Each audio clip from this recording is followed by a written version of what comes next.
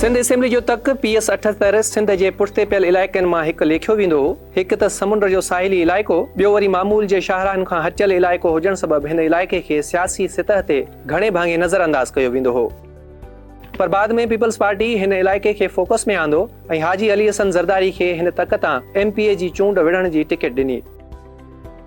2018 ते थियल चूंडुनि में पीपल्स पार्टी जे हाजी अली हसन ज़रदारी 48,835 वोट खणी पहिरीं पोज़ीशन माणी। PTI जे ज़ैब नियाज़ी 4,460, MMA जे अब्दुल मजीद मेमण 3,841 वोट हासिल किया। अली हसन ज़रदारी जे MPA बणजण खां पोइ ही इलाइक़ो वस वारनि अॻियां वाइखो थियणु शुरू थी वियो। इलाइक़े जा मसला तोड़े इलाइक़े जा अहंज ऐवाननि थी पहुता ऐं हल थियणु शुरू थिया। अली हसन ज़रदारी जे MPA थियण खां पोइ हिन तक में 8 मेन रोडनि जी तामीर जो कमु मुकमल थियो, जिन में 103 मोरीअ खां वाया बघाड़ मोरी ताईं 18 किलोमीटर रोड, गुलामुल्ला वर वाया पीर पठो 12 किलोमीटर रोड, पीर पठो गेल मोरी वाया दरवेश गाए जो ॻोठ 20 किलोमीटर रोड, गाड़ो खां जोह ताईं 19 किलोमीटर रोड, जंगीसर रोड खां वाया बाबियो 6 kilometre road, main road Gharo Keti Bandar via उदासीअ जो 6 किलोमीटर रोड, घारो गुलामला रोड बरोसर कॉलोनी स्टाफ खां बाबू खोखर ॻोठ ताईं 3 kilometre road, 6 kilometre Gharo bypass शामिल आहिनि, जॾहिं त 19 किलोमीटरनि ते ॿधल गगर सिंध कोस्टल रोड जो तामीरी कमु अञा हलंदड़ आहे।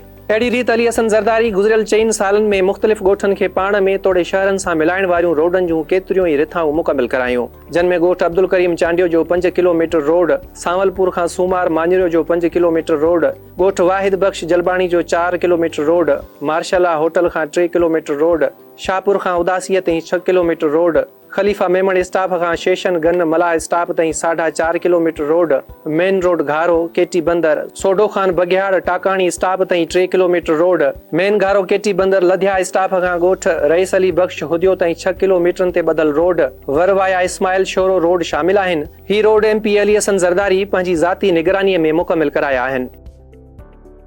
PS78 में ड्रेनेज तोड़े सिम नालियुनि जी सफ़ाई जो कमु बि गुज़िरियल 4 सालनि खां लगातार हर साल थींदो पियो अचे, जिन में 2L ओचितो 20 RD खां 1 साइड, 3R ओचितो D1 साइड, 3R ओचितो link 15R D1 side, outfall ओचितो बुगाण 66 RD 1 साइट, मलेरडी लिंक 13 RD 1 साइड, मलेरडी 16 RD 2 side,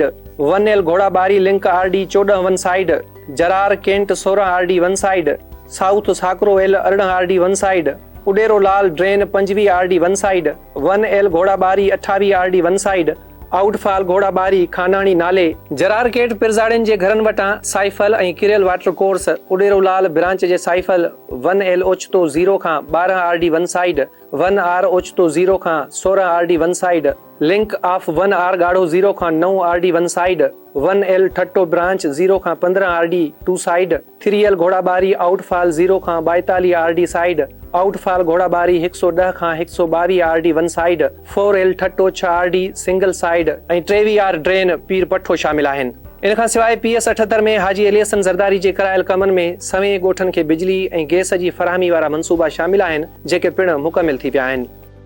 coastal highway मकली double road, घोड़ाबारी में तलके अस्पताल खे जोगियुनि सहूलतुनि जी फराहमी, रूरल हेल्थ सेंटर वर जे इमारत जी मरम्मत, BHU केटी बंदर जो तामीराती कमु बि MP अली हसन ज़रदारी करायो आहे। खारो छाण ऐं बुघाण में पीअण जे पाणी लाइ RO प्लांट लॻाया विया आहिनि। सूबाई तक जे मुख़्तलिफ़ स्कूलनि में मरमती कमु कराया विया आहिनि। UC महर जे अवाम जे सहूलतुनि लाइ मेटर्निटी होम जी तामीर, पीर पठो ऐं गाढ़ो जे शहरनि खे वाटर सप्लाई स्कीम जी फराहमी, पेवर ब्लॉक ऐं ड्रेनेज जूं स्कीमूं मुकमिल कयूं वियूं आहिनि, जॾहिं त हाजी अली हसन ज़रदारी जे कोशिशुनि सां ई 20 करोड़ रुपयनि जी लागत सां केटी बंदर ऐं आस-पास जे ॻोठनि लाइ पाणी जी स्कीम मंज़ूर कई वई आहे, जंहिंजो तामीराती कमु तेज़ीअ सां जारी आहे।